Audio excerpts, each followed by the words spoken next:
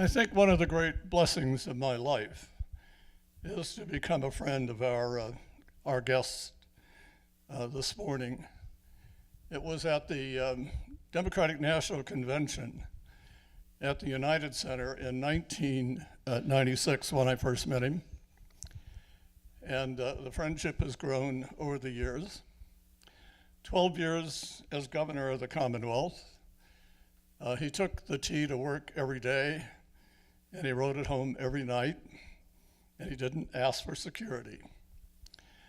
He ran for president in 1988. He has been teaching at Northeastern University in Boston, and as I mentioned, at UCLA. I think, and I know something about this, I think he's one of our greatest public servants.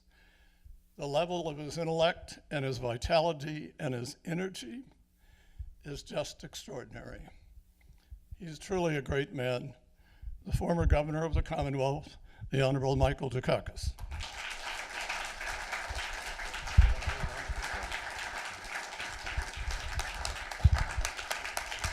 Nobody gives an introduction like George Mitrovich. First, it's great to be back, and I want to turn around now, but this is an incredible view. Kitty has a birthday on the 26th of December, and she always regretted it until we produced 3 fabulous kids, one of whom lives in Boston, and the other 2 live in Denver and San Francisco. So for many years now, we've celebrated Christmas with our son and his crew. On the 25th, the 26th, we get on a plane and we go either to Denver or San Francisco, where the girls swap responsibilities for their mother's birthday. And this great wife of mine, to whom I've been married for 54 years, she'll tell you it's the easiest thing she ever did. I mean, just no problems. But who, from an early age, when she was a freshman at Brookline High School in Massachusetts, when I was a senior, though we didn't know each other, I was quite enamored of one of my fellow seniors who years later actually introduced us and is one of our best friends.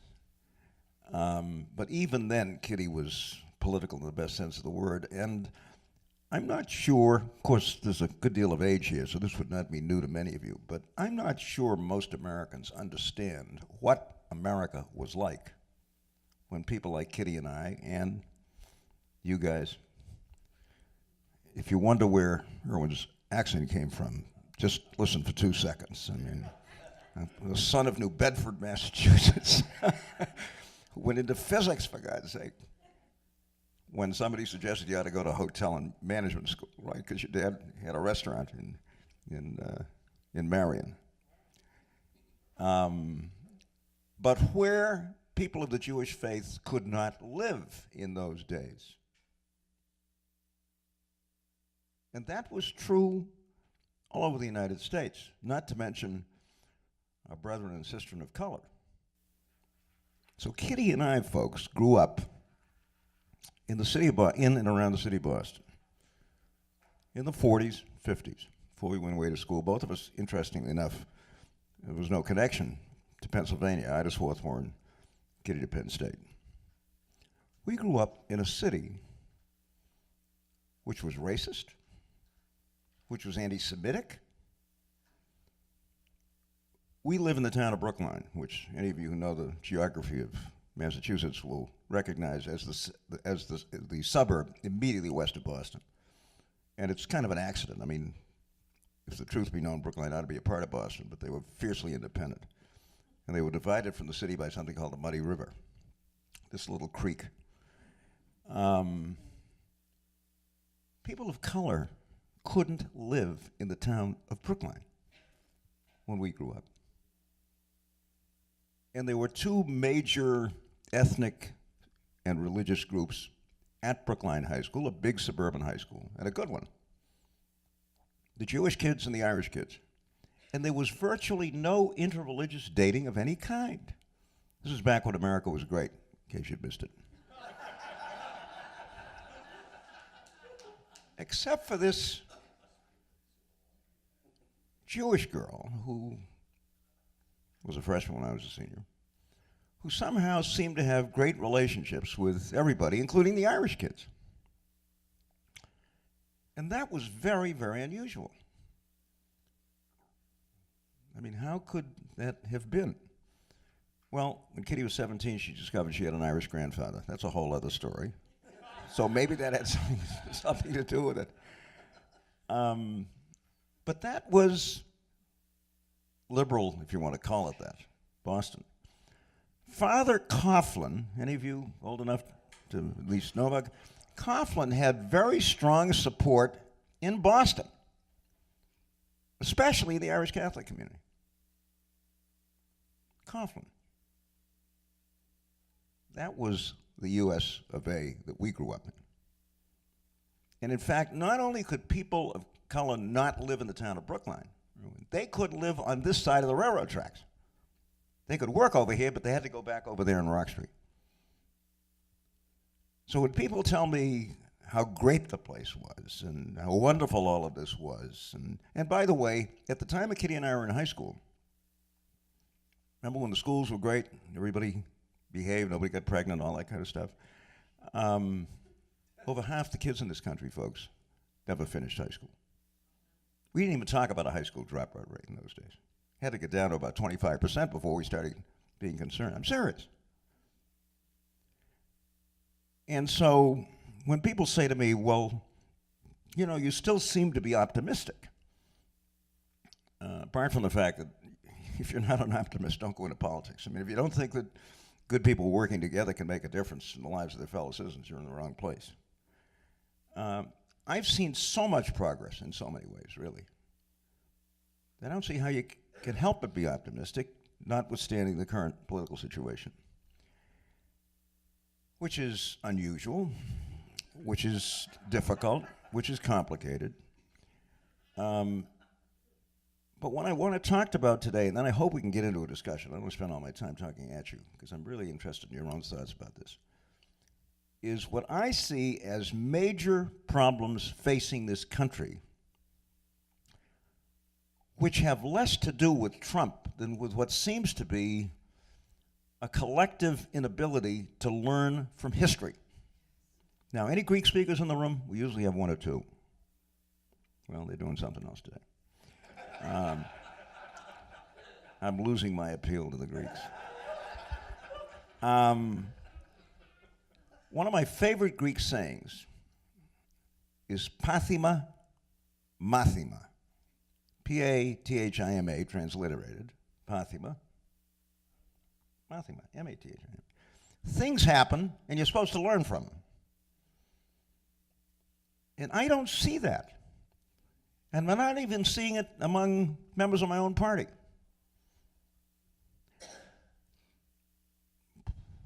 Beginning in the 80s, and I'm not saying this in a partisan way, we were told that if you cut taxes dramatically, especially for people of wealth, it would have a dramatic effect on the economy, and in fact, not only propel us to prosperity, but pay for itself because of that prosperity. And so during the early Reagan years, the Congress of the United States, with some Democratic support, cut taxes, mostly for the wealthy. And unfortunately, they didn't pay for themselves.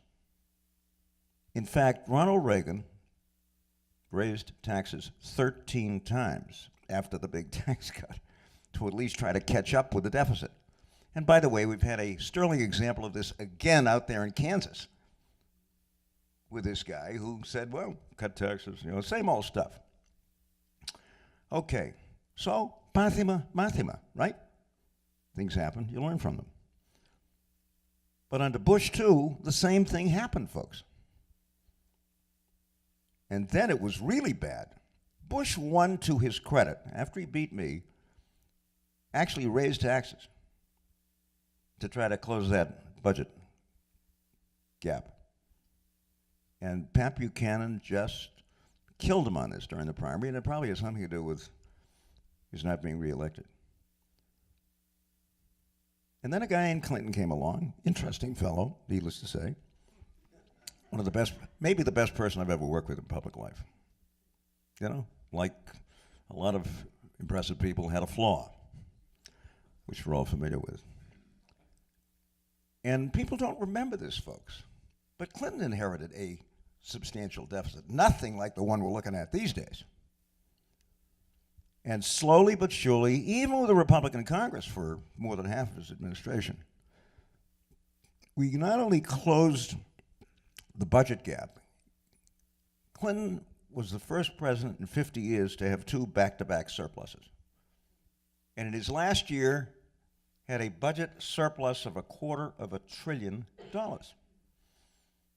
And nobody remembers this. Press doesn't seem to remember it. I don't know, maybe some of you do. So in Clinton's last State of the Union address, this was in 2000, his last State of the Union address, he was dealing with what to do with a $250 billion deficit.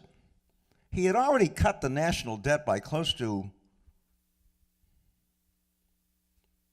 $600 billion, simply by balancing the budget. So that as we paid off the debt, we reduced it. And we had a debt at the time under Clinton of maybe $4 trillion. What's the debt today? Anybody know the national debt? Over 20. And rising thanks to this new tax bill. What's it costing us every year in the federal budget just to pay interest on this national debt? Anybody know? $500 billion in the annual budget just to pay interest. And I don't know what's happened to a lot of our Republican friends, but I don't frankly see a lot of attention to this problem among Democrats either. Yes, there was a lot of talk about the inequality and the inequity of the tax, and it was going to the wrong people and so on and so forth. But folks, we currently have an annual deficit that is at $700 billion. And we're close to full employment. Now, if you're at full employment and you don't have a budgetary surplus, you got problems. Why? Why? I feel like I'm teaching here. Because the next time we get a recession, and it'll come, there'll be nothing there to stimulate the economy if you're already running a current budget deficit, which under the new tax plan will be at least $1 trillion. You have no economic flexibility of any kind. And when Bush II, in addition to a foolish war, which, by the way, is costing us $3 trillion. That's the cost of the Iraq War. And the costs are still mounting. We're still there, in case you missed it.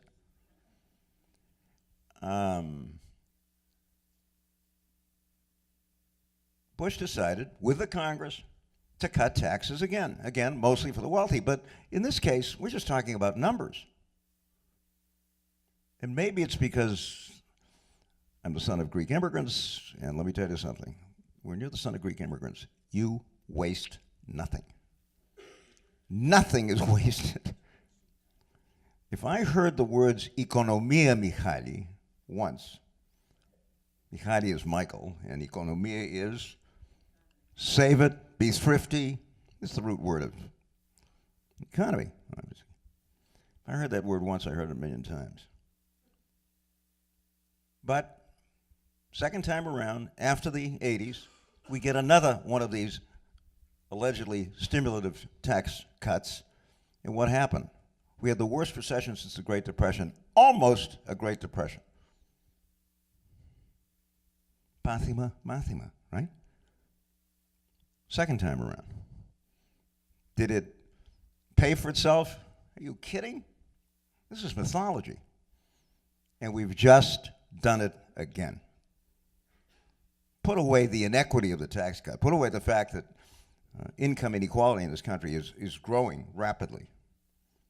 And anybody who thinks that's a good thing for the United States of America ought to have his head examined. But we're doing it again, folks.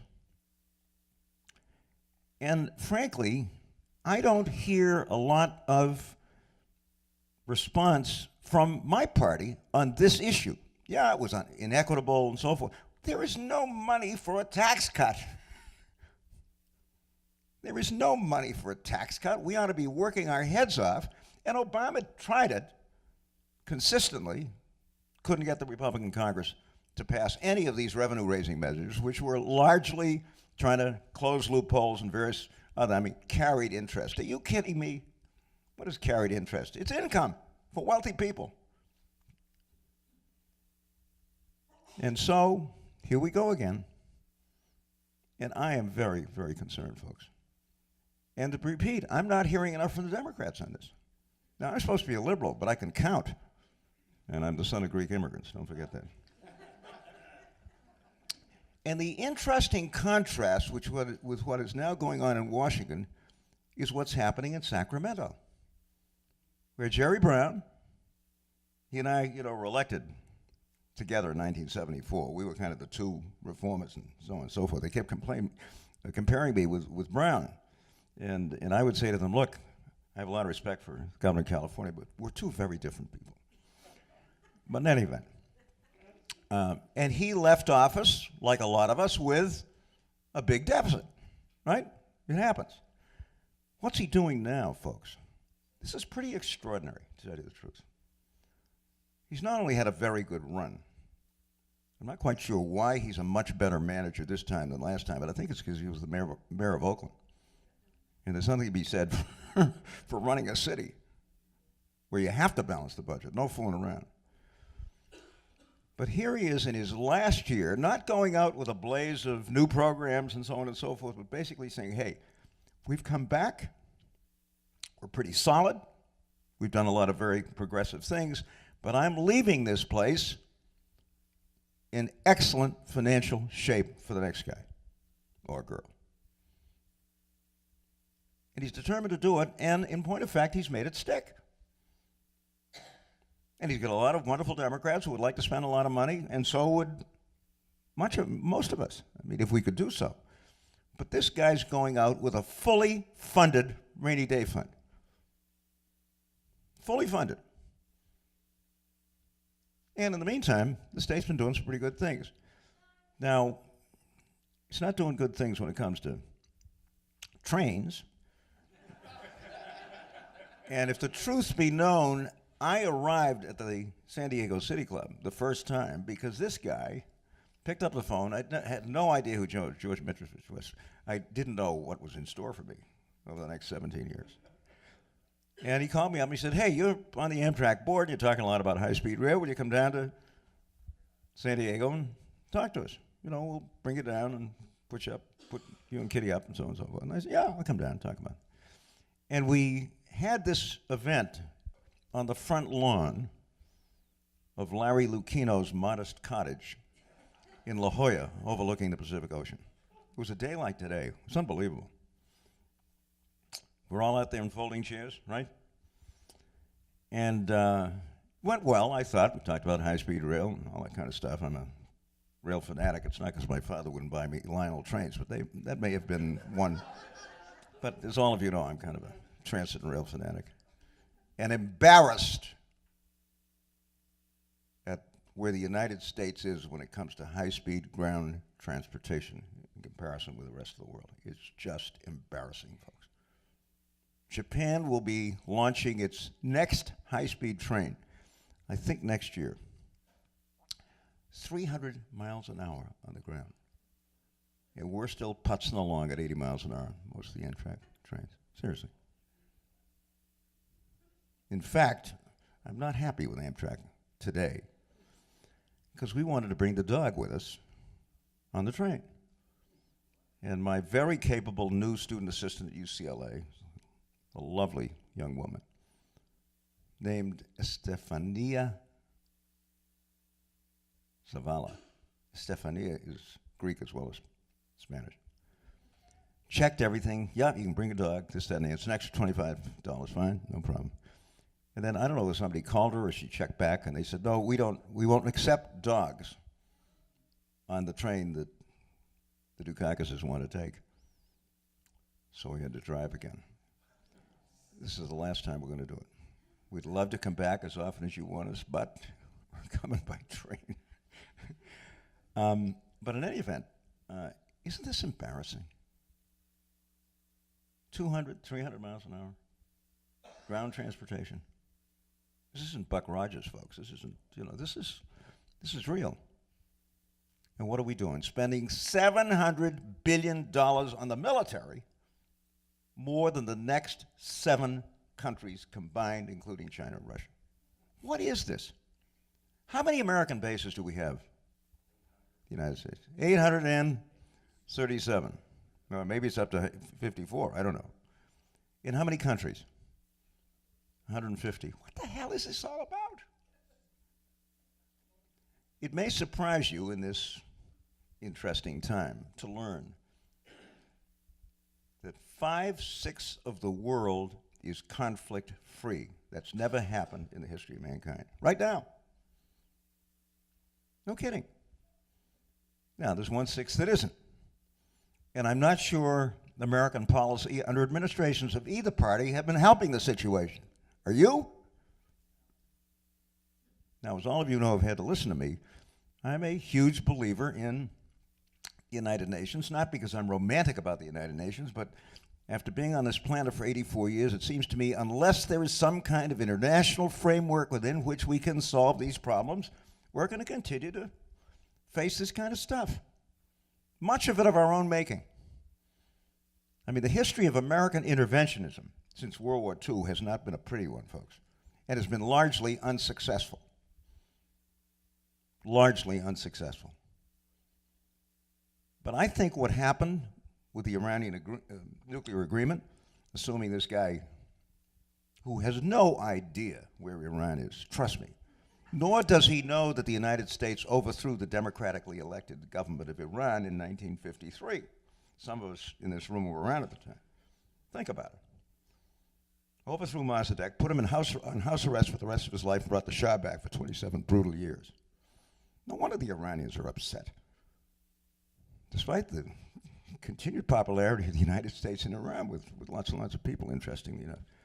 And as a matter of fact, somebody told me not too long ago, George, that in the negotiations over the Iranian nuclear agreement, virtually all of those negotiations were conducted in English, because every single negotiator for Iran had an advanced degree from an American university, including their chief negotiator, who was on the MIT campus at the same time that our chief nuclear negotiator was on the MIT campus. Both got PhDs at the same time. They knew each other well. Think about it. I mean, just an incredible strength. Well, where do we go from here? I'm not a great fan of impeachment. I think Congress will buy it in any event. What's that going to solve? My own view is that 2018 is a political year in which my party better get its act together and take over the Congress. And I don't say that in a partisan sense either. It just seems to me that if you really want to fundamentally change this stuff, and at the same time see if it's possible to get this guy in the White House under some degree of control, the most effective way to do it is go out there and win. And get off this red-blue thing. This has got to be a 50-state campaign. No reds, no blues. What happened in Alabama?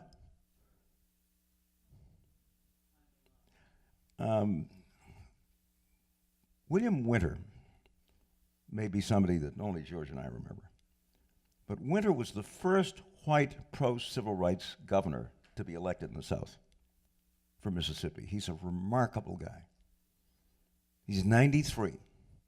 Every year, he and 4 of his staff people, when he was governor, visit a different major league ballpark. Last year, needless to say, it was the greatest ballpark of all. Fenway Park, which is a 20-minute walk from our house. We can hear the organ at night, you know. And he called me. Wonderful guy, was extremely helpful to me in '88, just a lovely guy. And remember, pro-civil rights white guy in the South in Mississippi, and beloved, still going strong. And he and his staff came up, we had breakfast with him. And I said to him, Bill, you've got a son, right? Interested in politics? Yeah, involved? Yeah. Democrat? Yeah. I said, what are he and his colleagues doing? He said, they're trying, but they're getting absolutely no help from the Democratic National Committee. I mean, after all, Mississippi's a red state, right? Whatever the hell that means. I don't know. Mississippi is made up of a lot of good people, mostly middle class, hardworking. Why has the Democratic Party deserted them? I don't get this. Don't understand it. Well, we had an interesting example of where that didn't happen, but was under very extraordinary circumstances. Red, blue, what does that mean? I mean, this has got to be a 50-state campaign. I mean it. And you've heard my pitch about precinct captains and block captains and personal contact, but that's what wins elections, folks. Elizabeth Warren would be back at Harvard Law School if it hadn't been for the kind of campaign that she ran. And Kitty and I will take a little bit of credit for it because she came over to see us. I had kind of admired her for but I didn't know her. She was doing some interesting work and teaching at Harvard Law School. And we sat down and I gave her the Dukakis 3-minute speech. You've got 2,157 precincts in the Commonwealth of Massachusetts. That means you've got to recruit 2,157 precinct captains, each of whom recruits 6 block captains, and their job is to make personal contact on an ongoing basis with every single voting household. No exceptions. Republicans, Democrats, Independents, everybody. And not just once, not just kind of walking the precincts. I mean going back over and over again and trying to connect with these folks. Because most of them, in my judgment, are getting screwed these days by their national government. Even with 5 days to go, the polls seemed to indicate that she was going to lose. She won by 9 percentage points. How come? 25,000 people in the field systematically connecting with their fellow voters and citizens. It really does work, that you got to do it. And I'll never forget, Kitty won't either. And we first met her, she pulled out a notebook and started taking notes. Nobody had ever done that. I've given that speech to a lot of people. Some people listen, some people haven't. But she started taking notes. Got herself a terrific field coordinator whose grandparents had been some of my original supporters in the town of Brookline many years ago. And Mike Firestone drove that field operation. And I'll tell you one quick story and then want to open things up. I unfortunately did not do this in 1988. Shame on me. Spent too much time talking to people who I thought more than I did, thought they knew more than I did about how to get elected to the presidency, all of whom poo-pooed this, precinct stuff, maybe for city council or something, but not for, and the Obama obviously disproved that, not once but twice. But it's kind of interesting that that this notion that you really can connect effectively with people in a personal sense is still kind of scoffed at by an awful lot of political consultants who will send you, how many times we get those emails asking for money? I mean, it's getting a little tiring. But nobody talks about connecting with folks in a personal way. One quick story from the Warren campaign. Even I didn't do this, and I had great grassroots organizations when I ran for governor. It was a cold night that night, early November, right? And there were about 200 people waiting to vote at a precinct in South Boston. Now, under Massachusetts law, if they're there before 8 o'clock, you've got to somehow bring them someplace and give them the right to vote, even though it's past 8. And within about 5 minutes of the end of the closing of the polls, some Warren people showed up with pizza and hot coffee. Said, don't leave, don't leave. If you're cold, here's coffee. If you're hungry, here's pizza. And those 200 people voted. That was how impressive this operation was. And she beat Scott Brown by 9 percentage points. Now she's a star. Yeah, but let me tell you something. That was one tough race. He didn't call her Pocahontas, but almost did, and a few other things. Now, am I optimistic? Yeah. Sometimes we have to get a hit in the face to wake us up to what's going on out there. But this is an election year, folks, in my opinion, where this kind of 50-state campaign has got to be undertaken seriously. I think it is. I'm a fan of the new Democratic National Chairman, not a visible guy, but a very good guy. And I'll tell you one quick story about Tom Perez, and then we'll open things up. When I called him back, this was back, I don't know where it was. I was working on some kind of an international project involving occupational safety and health standards internationally. Remember the Bangladesh disaster and that kind of stuff. And I chair something in Boston called the Boston Global Forum, which does a lot of work on the international side. So I called him, and he said, and we talked and worked together on this thing, but he said, I got a story to tell you. When I was at Harvard Law School, he's Dominican. Parents came to Buffalo, and he grew up there. He said, I was going with a girl from Brookline. And one day we ran out of food, and I had to go to the Stop and Shop on Harvard Street. And you were there, walking around, buying your groceries. No security. I said, well, it was 4 blocks from my house. I mean, what's that all about?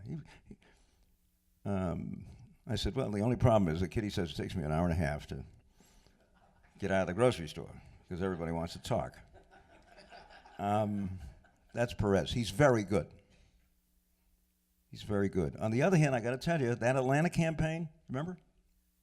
The guy that was challenging, spent $28 million. Did he have 300 precinct captains, each with 6 block captains, making personal contact on an ongoing basis with every single voting household? I don't think so. And he lost. That's what we got to do. And then maybe we can be ready for, and I can't tell you who the next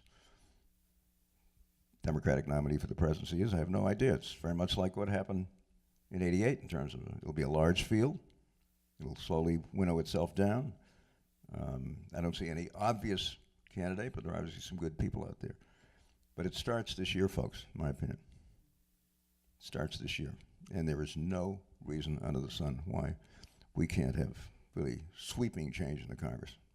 My judgment. Okay, let me stop at this point. Thoughts, questions, reactions? George? But first, you have to tell when you were walking precincts for Elizabeth Warren, what happened?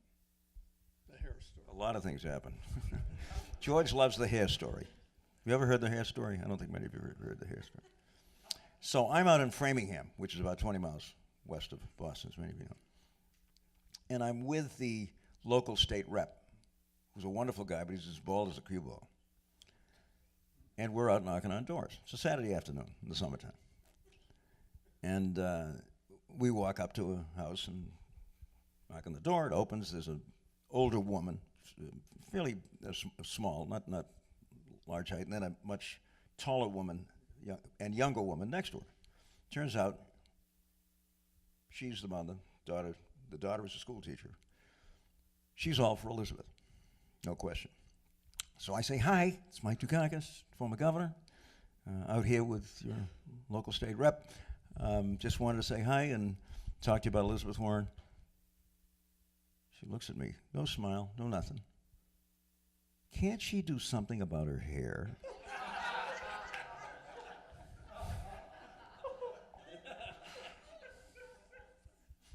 It's a Saturday afternoon in July. Can't she do something about her hair? So I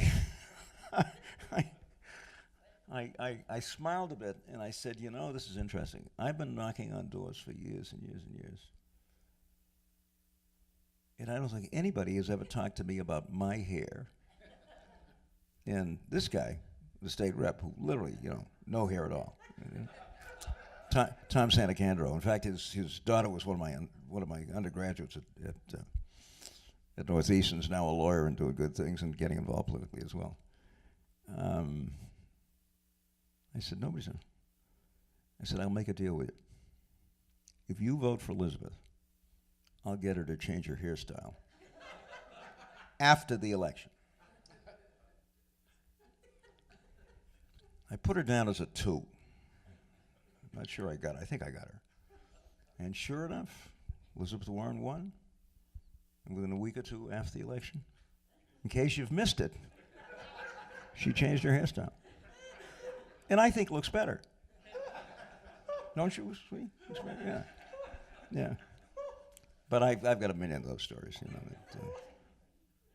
Yeah. George, you're the moderator. We will do Q&A. First, I do Herb Johnson, who is the director of the rescue mission, is with us. And Herb is a Harvard MBA and headed a number of major pharmaceutical companies. Native of Cambridge, Massachusetts. Thank you, Governor. Thank you for a lesson in common sense. We can never have too many. Let's talk about divisiveness. I think that Congress will go Democratic this year. I think it will happen because we don't want them to win. And too much of this is about we will do anything to make sure they don't win. How are we going to get past the divisiveness?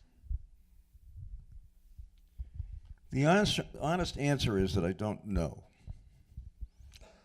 I've worked with some wonderful Republicans in the course of my political career. In Massachusetts, principally, but outside the state as well. We used to call these folks liberal Republicans, moderate Republicans. In fact, back during the McCarthy days, it was the Republicans, not the Democrats in the Massachusetts Legislature, who were raising alarms about McCarthyism. Seriously. Elliot Richardson was an extraordinary guy in many ways. There were others like him. A lot of them came out of the Brahmin Yankee tradition. Very strong on the environment. We had a House Minority Leader, subsequently became a Democrat, named Frank Hatch, who came from Beverly. I didn't know what a wetland was until Hatch sat me down and explained to me why it was important to protect wetlands. I mean, he was the environmental person in the Massachusetts Legislature. And you remember them nationally. Wayne Morse was Republican at one point and then became an independent and so on and so forth. Folks like Clifford Case in New Jersey. I mean, I could go on and on. Rockefeller. I used to read the New York Times every day just to trying to figure out what Rockefeller was proposing, because he did some extraordinary stuff. These folks were Republicans. Not anymore, folks. The number is dwindling very, very rapidly. And even a gutsy woman from Maine folded on the tax bill. I mean, the worst piece of legislative garbage I've ever seen in my life, to tell you the truth, that bill. So the question is, how do you try to come together? And I learned a lot in the course of my 3 years and one defeat. And one of them is that we had a little discussion about this last night, as you remember. You've got to develop, as best you can, your consensus building skills. Now, what does this mean? I teach this these days to a lot of future public servants, one of whom, by the way, I'm proud to say, just got elected to Congress from California. Jimmy Gomez, youngest of 6 kids in a Mexican immigrant family that came here illegally in the 70s, got amnesty under the Reagan amnesty bill. People kind of forget that in the 80s. Settled in Riverside, California, whose mayor is another former student of mine named Rusty Bailey, doing great stuff on the homelessness thing. And Jimmy graduated from high school, was working at Target or someplace, and I think took a course at the community college and got a B. Somebody said, you ought to come here. And he did. Transferred to UCLA, and I got him in my California policy issues course. And there was something about this kid. Called him in, I said, have you been involved politically in any way? He said, no. I said, are you interested? Yeah, he said, I'm kind of interested. Jimmy Gomez graduated magna from UCLA, came to the Kennedy School at Harvard and got a master's. So I had him across the river for a couple of years. Came back out here, worked for a member of Congress, worked for the unions, ran for the Assembly from East LA, was elected and reelected, and just ran in the special election to fill Javier Becerra's seat when Becerra moved up and won the congressional seat by 20 percentage points. He's terrific. And of course, that's the great fun of teaching. I have to tell you, to be able to encourage and inspire these kids. But, you know, can we do the job here? I hope, but I don't. Anyway, back to consensus building. So, what did I learn from having a very painful defeat for re-election the first time for governor? Folks, I was a pretty good talker. I wasn't a very good listener. You know, I came into the legislature when Massachusetts had one of the 3 or 4 most corrupt governments in the country and all this kind of stuff. So it was all about battling to clean the place up. And I discovered 2 things. First, you learn a lot from listening, which you don't learn from talking. And secondly, it's much less tiring to listen than to talk. And so the second time around, I began doing a lot of listening. And as I say, I teach this now. And we never went down the policy road without putting together a working group of what I call key players. I hate this stakeholder thing. Nobody knows what a stakeholder is. Thinks it's a butcher or something. I don't know. We put a working group together every time, made up of whom? Key players, some of whom didn't agree with each other, didn't agree with me. But one of the things you can do in a position of political responsibility, folks, is to bring people together. And I don't remember anybody saying, screw you, Dukakis, I'm not going to participate. Americans don't do this. And if the governor asks them, if the mayor asks them, if, you know, senior member of Congress asks them, they come. Now, you've got to have excellent staff people who know how to do this with you and for you, no question. But it's amazing what happens when you sit people down and get that process going. Will it work in Washington? I don't know. I think Obama tried, not very successfully, but I don't recommend having public meetings on television about healthcare reform. You know, that's not where the work gets done. Nor the kind of thing we've been seeing on television these days, which then turns out predictably to be a disaster every time, you know, this guy gets on. I mean, I've never seen anything quite like it. You know. Healthcare. If you go out and take a poll tomorrow and ask the American people, should working Americans and their families have decent, affordable health care? And 80 to 85% of the uninsured people in this country, folks, are working or members of working families. And not loafing, they're not sitting around, they're not on welfare. If you're on welfare, you get Medicaid. Ironically, right? If you work, no guarantee. If you're on welfare, you get Medicaid. What do you think the numbers are? How many Americans who believe that working Americans and their families should have decent, affordable health care? It's 93. And the other 7 haven't thought about it or something. I mean, it's overwhelming. It's just overwhelming. I refuse to believe that with that kind of basic support, it couldn't have been possible. I'm not criticizing Obama on this thing. And maybe I told you the story. If I did, stop me last. But I finally got so frustrated because I had put a universal health care bill through my legislature. Of course, it's a different legislature, obviously, philosophically. And I called the young woman who was handling press on the welfare on the health care bill. And I said, look, Karen, I have great admiration for your guy. He won twice. I couldn't even win once. But I have done this, and I got to tell you, you've got to start emphasizing that this is about working Americans and their families. Americans like people who work. And, you know, getting rid of pre-existing conditions and keeping your kid on the policy until age 26 are all very important. But they don't have anywhere near the clout of saying to folks, this is about millions of working Americans and their families. About 2 days later, she called me. I had noticed this. And she said, see, the president said something about working Americans. I said, yeah, he's got to say it 20 times a day. And where's the Congress? who at that point was kind of running and hiding on this thing. This is about health care for working Americans, folks. Nobody's going to tell me. The most popular thing I did as governor was to put together a welfare to work program that was employing 15,000 welfare mothers a year, 75% of whom never saw welfare again. You know, the underclass, as they used to call them. I hated that phrase. Now, maybe even with that kind of broad support, you can't do it. But I didn't hear from the Democrats a lot of talk about this is about working Americans and their families. I didn't hear that. Did you? And it seems to me that's part of it. The other thing is just trying to look for areas of common ground. And it's easier said than done, but all I can tell you is that I think there's an opportunity to do that.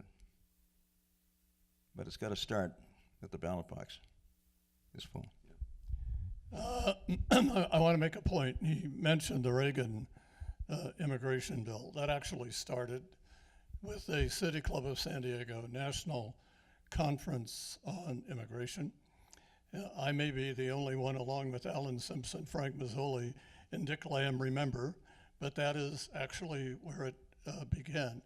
We have at least, and probably more, what I call throwback Republicans. Jeff Marson, who was in the state assembly, is here, and the treasurer tax collector of San Diego County, the great Dan McAllister, is also here. Mr. Vecchio. Well, I was sitting here thinking about his question, and I wanted to get your opinion on campaign finance reform, which we don't hear about anymore from Senator McCain, and gerrymandering. There was a book called Rat Blanked. I don't know if you're familiar with it, but if we could kind of address those, that might help turn things around, you think? Yeah, but we've got a Supreme Court that is off in Wonderland someplace. Where in the Constitution of the United States, folks, does it say that money is speech? Please show it to me, will you? Because I can't find it. And I don't think the framers of the Constitution ever thought that money would be speech. In fact, we've been regulating campaign contributions and expenditures in the United States, folks, since when? Where are the historians? Since the late 19th century, when Congress was in the hip part, because the railroads were giving stock to members of Congress. Seriously. You know? And there was this, it was part of the progressive movement and all the reform and this, that, and the other thing. And we started passing statutes both regulating contributions and expenditures. Now, it's always been a battle. And John McCain was one of the great champions of campaign finance reform. What happened? Why is it, despite all that effort on the part of McCain and a number of members of Congress from Massachusetts, Marty Meehan, for example, who was a congressman, now the president of the University of Massachusetts, what happened? By a vote of 5-4, the Supreme Court of the United States effectively decided that money was speech. And I don't have to tell you, it's open season, right? Now, having said that, that's not an excuse for not going out and winning elections, because we do have something called the internet, which is a hugely important organizing and fundraising tool, and makes it possible for candidates of limited means, don't have a lot of fat cats supporting them, to go out and raise a hell of a lot of money, and McCain was one of the first to do that through the internet. Elizabeth Warren, sweetie, $13 million in her campaign. I mean, where's it coming from? It's all over the internet. So it's not an excuse, but it's certainly troubling when you've got a Supreme Court of the United States that does that. Now, on the other hand, don't want to be too tough on the Supreme Court, because they're going to have a gerrymandering case. And it's already coming up, and there are a number of... And I think there are serious constitutional issues. Will they embrace them? We'll see. The latest appointee to the Supreme Court is by far the worst in my lifetime. And I'm not kidding you. Oh, yeah, he went to Harvard Law School and all that stuff. That's no guarantee of anything, you know. Gorsuch is to the right of Marie Antoinette, let me tell you. He's going to make my classmate Scalia look like a liberal by the time he finishes. He's the only judge I know who has actually used the phrase administrative state You've heard that thing, right? Imagine an administrative state. Can you believe it? What the hell do you have a government for if you don't? I mean, if it doesn't involve administration, this is ridiculous. And then we have a few other folks that are kind of hopeless there. We'll see what happens. I suspect it'll be maybe the same guy from California who maybe comes down on the other side. But I think some kind of constitutional decision which says that gerrymandering has to be done in at least colorably a nonpartisan way is a good thing. I'm much less optimistic about the campaign financing, but again, not to be repetitive, but I do think there are alternatives, and that in the form of broad-based grassroots fundraising, which seems to produce a lot of money for folks. Lawrence Hess, we'll do a couple more. Governor, it's no surprise to me that we have a right-wing Supreme Court, because millions and millions of middle-class Americans and even lower middle-class Americans proudly call themselves conservatives. And how is that possible? How would that happen? Well, and most Democrats are barely aware of one of the most important factors that causes that phenomenon. And that phenomenon is right-wing radio and religious radio. The Democrats, the progressives, have nothing equivalent. There is public radio, but that's more in the middle and not that partisan. How can the Democrats and people who believe in government learn to communicate with the American people?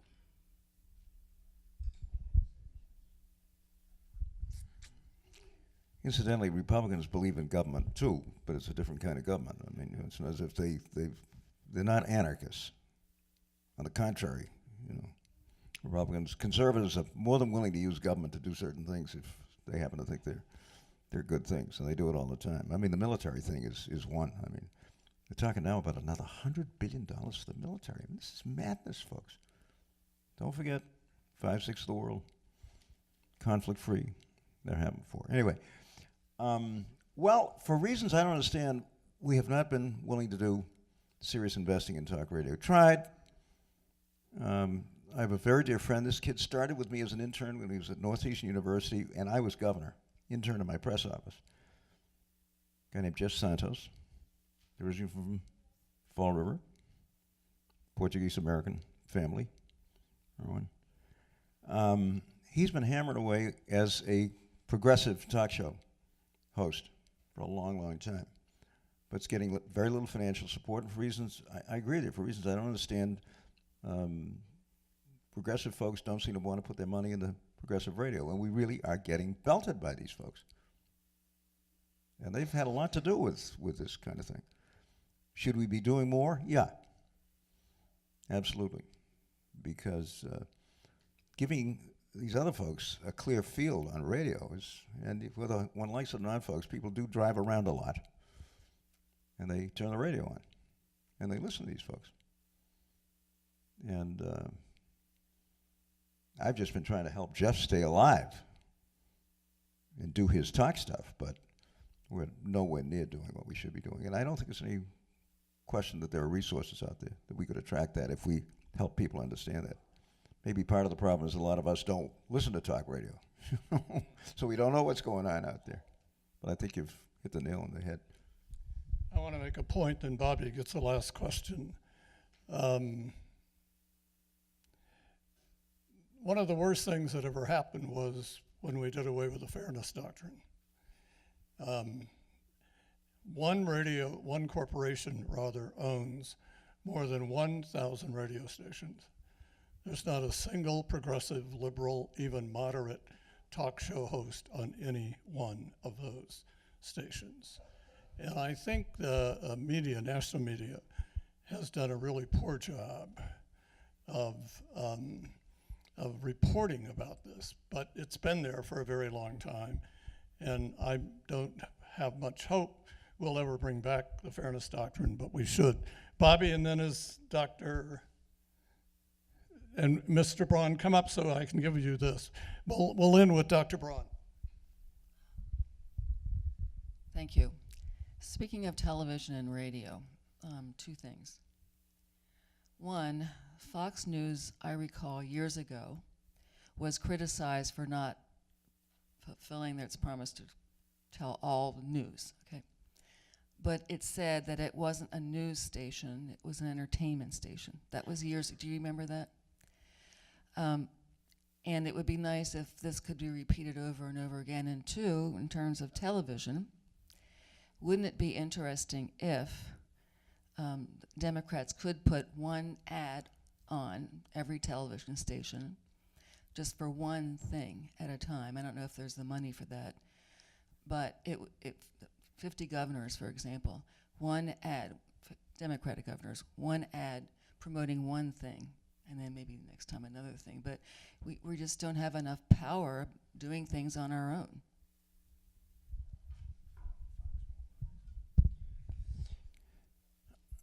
I'm concerned with the problem, Bobby. I'm not sure I agree completely with you. I mean, Democrats and people on the progressive side are raising huge sums of money these days. And obviously the guy in the White House has been stimulating that. I mean, there's just no question that you got a lot of folks contributing and so on. I remember, and I think you guys have heard this story about my graduating from Swarthmore and going to the Army and having this interview 3 days after I got to Fort Dix with a so-called personnel guy. He was another draftee who happened to be a personnel person. I think I've told you this story. Who had a file on me, this is in 1955, in pre-computer America, with every single political activity I'd ever engaged in at Swarthmore College. Interesting. Fortunately, I wasn't discharged other than honorably, which they were doing to some people in those days. And the guy sent me to Korea, which is okay. It took us 10 years to find out that the FBI had a tap on the Swarthmore switchboard and was recording every single phone call that was going through my college's switchboard. And American taxpayers were paying somebody to take down these notes about me, among others. You know, this Greek kid from Boston, is this crazy? Yeah, it was crazy. That was McCarthy.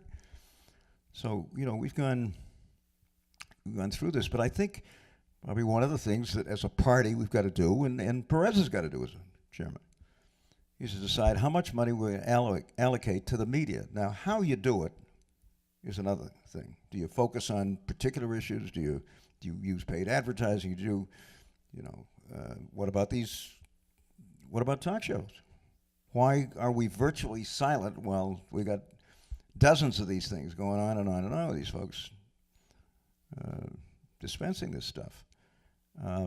But it's part of what a national party should be doing to use the media most effectively to affect public opinion in the best possible way.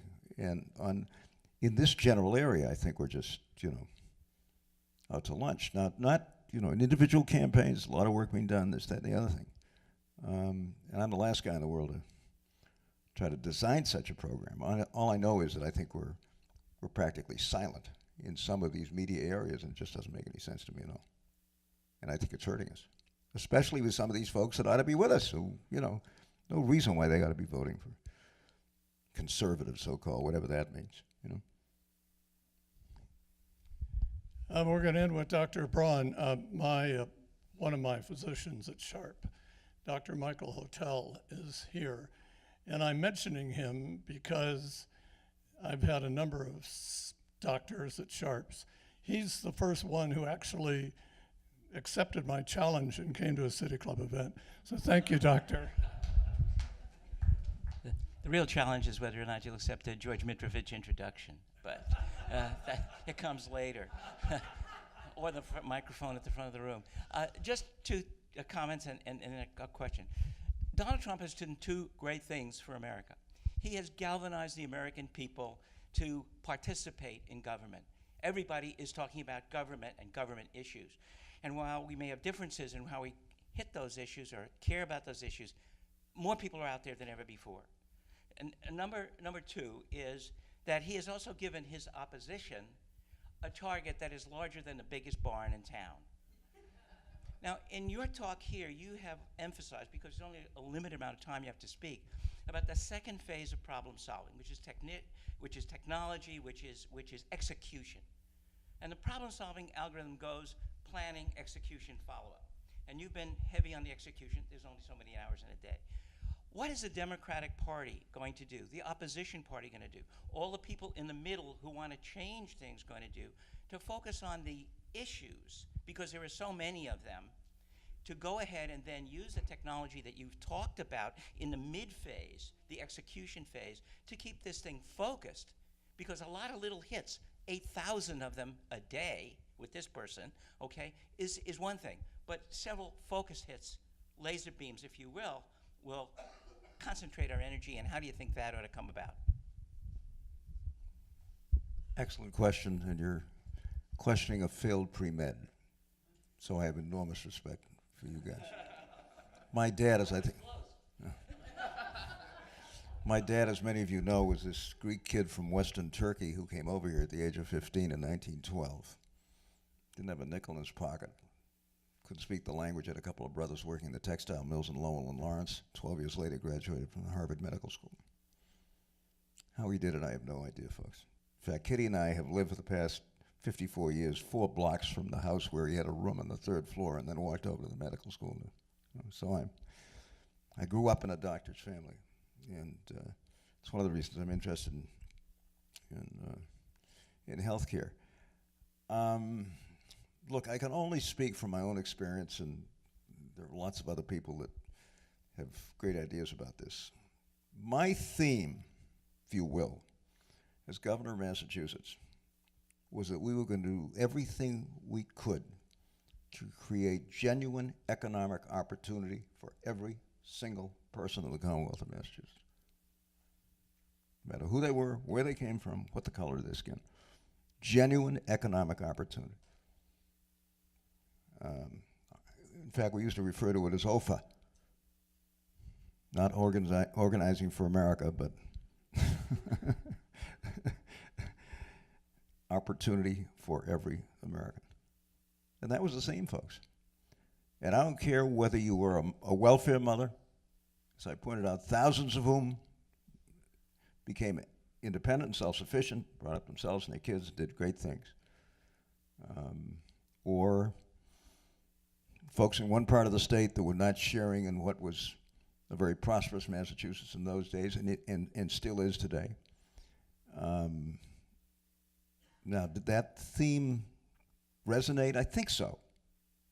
Is it a kind of universal theme? I think so. And we worked our heads off to try to meet that goal in a variety of ways.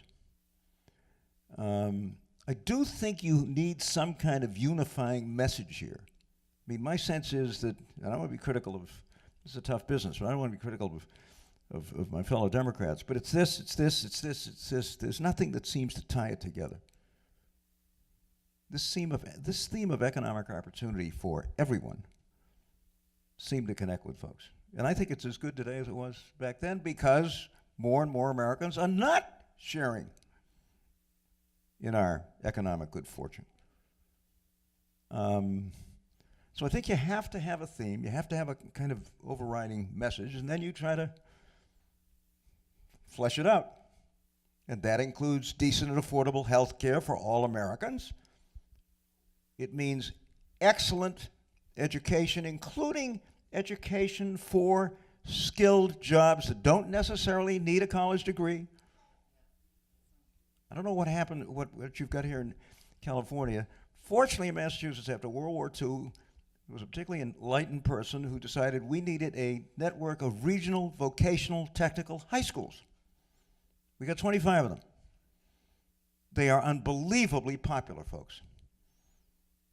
Kids are walking out of those schools right into jobs, and I mean good jobs, these so-called middle-skill jobs. Many of them, over time, create their own businesses. They're hugely successful. We should double their size. We have so many young people who want to go into these things. Sometimes it's just the regional vocational high school curriculum. Sometimes it's a year post-grad, just a year. Sometimes maybe community college, but a lot of these jobs don't necessarily require a community college degree, but they do require some special training. I mean, the welfare folks, the welfare mothers that we put to work had training, usually about 20 weeks, working closely with the employer community, obviously. And these gals were unbelievably successful, folks. Feels like healthcare, just did fabulous. The best surgical technician at the Brigham and Women's Hospital was a woman named Ruby Sampson who had been on welfare for 14 years with 3 kids. I think she's probably retired. I haven't talked to her recently. I took her to Washington once to testify to I remember Dick Armey. Remember Armey, the number 2 guy, conservative guy? Fascinated. Asked her all kinds of, well, how's this work? What kind of training? She's probably now retired. She probably left with a salary of $80,000 or $85,000. Welfare for 14 years, and she was not an exception. And I don't have to tell you, Doctor, it was one of the most popular programs I was responsible for. Everybody loved it. Conservatives loved it. Liberals loved it. Needless to say, the families affected loved it. But I think there has to be an overriding theme. Yours may be better, more effective, but it's got to be out there. And I do think this commitment to genuine economic opportunity for every single American is what at least my party ought to be all about, and I think the country ought to be all about. And I hope we can make it happen. So it isn't just a kind of a scattershot thing. Somebody's here, somebody's here, somebody's here, somebody's here. We're kind of working on this collectively, and it does make a difference, I can tell you. Do you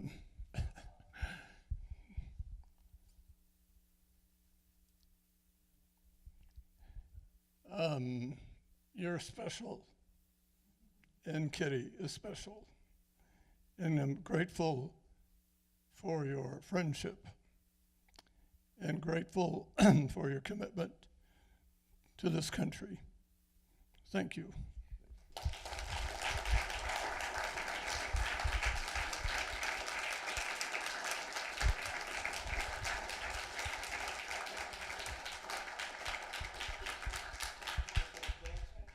For his friendship.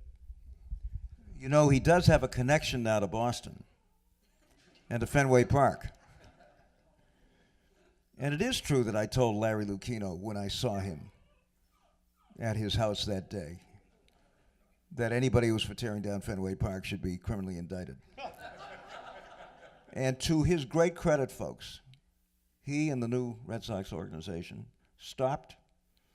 dumped this crazy tear-down thing, which would have cost us $850 million, $300 million of which would have been paid for by the taxpayer. In Massachusetts, I'm proud to say, no reflection on anyone else. I know you've had your issues with this, but we've never put a dime into a professional sports franchise. We've done lots of things to help, and we've got a great sports environment. God, it's a little crazy these days. I mean, you know. And as a kid who went to his first Red Sox game when I was 4.5 and remembers when there were about, 1,500 people in the stands when Dave Moorhead pitched a no-hitter back in the 50s and 60s. I mean, believe me. But Larry was the guy that came to town with John Henry and Tom Werner and really, and if you come to Boston, I'll tell you one story, then I'm going to quit. Zev Yaroslavsky, you've heard of Zev, right? City councilor, county supervisor.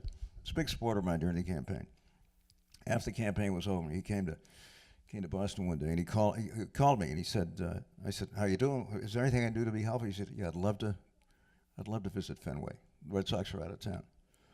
So I called one of my pals at Fenway Park. Yeah, I said, have him come over. So he went over. Called me from Logan on the way back. I said, how was it? He said it was a religious experience. Wait, wait. I wasn't. You brought up baseball, so let's end by you telling the story about when you went to spring training. Oh, my God. Oh. Haven't you heard that story? So I'm campaigning for the presidency. And we've gone through the early primaries, and I've done fairly well. But now we're going south. And I think I had been in Minnesota 2 or 3 days earlier, George, and just ran for the plane. It was freezing. Kitty says the coldest she's ever been. And she is not a big fan of the cold, despite her New England origins, which is one of the reasons why we're out here. Thank you very much.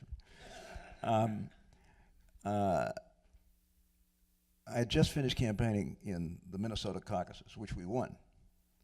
And 3 days later, I'm in Florida, St. Petersburg. It's about 7 or 8 o'clock at night. It's absolutely gorgeous. This thing. And I had said to my people, look, I'll do anything you want me to do down there, but I want a couple of hours at Winter Haven, which at that time was the Red Sox farm, the Red Sox spring training. No, you can't do it. We got a number. I said, look, I've been campaigning my tail off for the last 12 months. I want to go to, I've never, the dream of every Boston kid is to go to spring training, except you can't do it because you're in school. So we watch, the sun and the palm trees and so forth. So I said, I want 2 hours at Winter Haven. So down we went, and it was fabulous. I mean, it was terrific. So I'm wandering around talking to these folks. And in those days, you still campaign in shirts and ties. Fortunately, we don't do that anymore. And John McNamara was the manager. And he came up and he said, you want to hit? Now, I had been the catcher for the Democratic team. In the Democrats and Republicans used to play baseball against each other once a year. So I was the catcher. I actually was a lovely guy named Al Gamble, who was a conservative Republican. He slid home and I put a tag on him and broke his leg in 3 places, and there was a lot of talk about it. Liberal Dukakis tucking it to Gamble, who's a good friend, actually, and one of those liberal Republicans. Anyway, where was I? I arrive at spring training, Winter Haven. It's beautiful, it's lovely. And McNamara comes up and says, you want to hit? And the place it's 8:30 in the morning, and the place is jammed with snowbirds, down in Florida. So I take off my jacket, I still got a tie on, and I grab a bat. I hadn't swung a bat in about 5 years, and walked up to the plate. And there's some guy in the stands who says in a very loud voice, that guy can't hit a giraffe in the ass with a bass fiddle. I figured it was a New Hampshire Republican, right? So I got up there, and by the way, it said to my folks, we might even get a little press. I mean, there are several million people that like professional baseball in the United States. This might not be. Anyway, so I took, 8 or 10 swings, and I hit the ball. I mean, as I said, I'd hit it. And nice round of applause when I left the plate. And came over, and there was this big gaggle of press people, television, this, so they asked me this, that, and the other thing.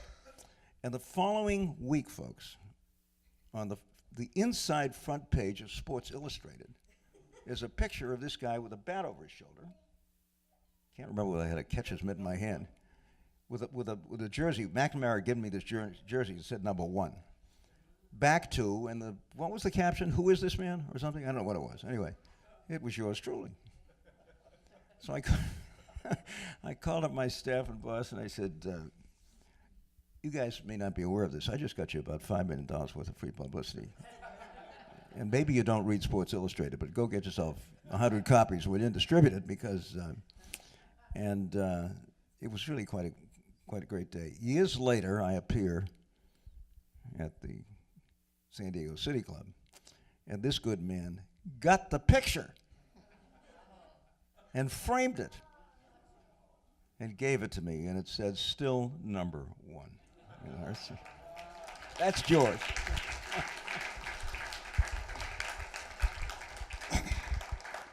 Well, just another Saturday morning. The great Chris Schaefer, this will be on YouTube tomorrow night, and you probably, if you don't know, I want you to know, every program is on YouTube, which means it's available to a worldwide audience.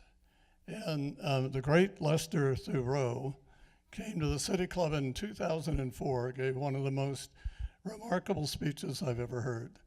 And I'd forgotten about it, but I watched him the other night, that speech on YouTube, and it's uncanny how prescient he was about where we are today. So thank you, Chris. Thank you, Mark Mitrovich. Thank you all. Have a great Saturday afternoon.